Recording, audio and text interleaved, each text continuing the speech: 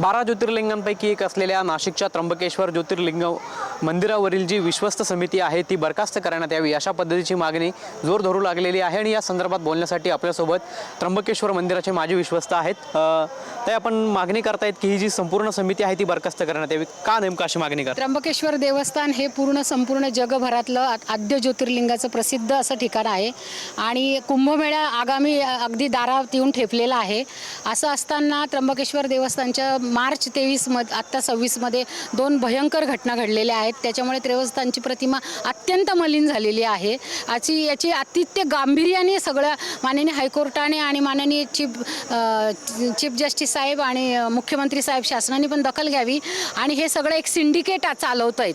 फक्त एक व्यक्ती ट्रस्टी पकडला म्हणजे हे थांबलेलं नाही आहे। याच्यामध्ये 4 विश्वस्तांच्या 23 मध्ये ज्या निवड प्रक्रिया केली त्याच्यात पण आर्थिक गैरव्यवहार झालेला आहे आणि हे मी हायकोर्टाला कळवलेलं पण आहे। अतिशय आणि हा जो येणारा कुंभमेळा आहे 5 कोटी लोक स्नानाला येणार आहेत आणि हा सगळं म्हणजे याची सखोल चौकशी झाली पाहिजे आणि हे ट्रस्ट आता ताबडतोब बरखास्त झालं पाहिजे आणि एक नवीन स्वच्छ अशा चांगल्या प्रतिमेचे लोक इथे दिले पाहिजे।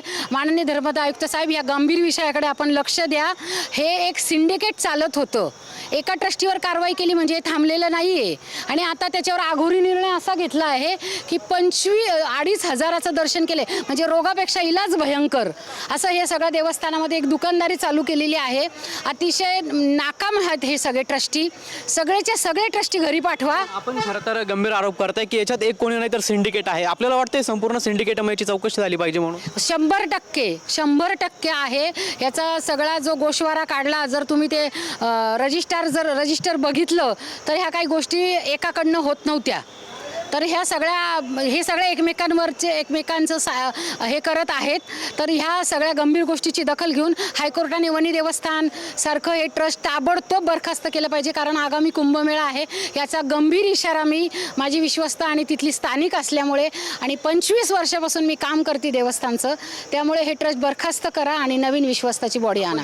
याचबरोबर आपण एक बोलताना देखील म्हणालात की पैसे जे आहेत ते 2-2.5 हजार रुपये घेतले आहेत दर्शन करण्यासाठी। आपल्याला असं वाटतं की दर्शनाची पण वेळ जी आहे ती वाढवण्यात यावी म्हणून आणि पैसे आकारले जातात दर्शनासाठी। ते तर त्यांनी दुकानदारी चालू केलेली आहे। असं तिरुपती देवस्थानमध्ये पण नाही इतकं 2.5 हजाराचं दर्शन।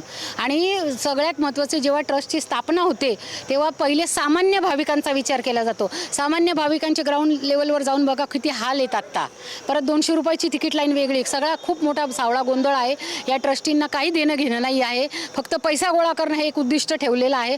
देवस्थानचं नाव खराब होत आहे तर ताबडतोब हे ट्रस्ट बरखास्त केलं पाहिजे धर्मदाय आयुक्तांनी। नक्कीच आपल्यासोबत त्र्यंबकेश्वर मंदिराच्या माजी विश्वस्त ललिता शिंदे होत्या। त्यांनी या ठिकाणी जे त्र्यंबकेश्वर देवस्थानचं जे ट्रस्टी आहे ते संपूर्ण बरखास्त करण्यात यावं अशा पद्धतीची मागणी जी आहे ती त्यांनी केली आहे। कॅमेरा पर्सन आकाश शौलेसह पवन येवले, TV9 मराठी, नाशिक।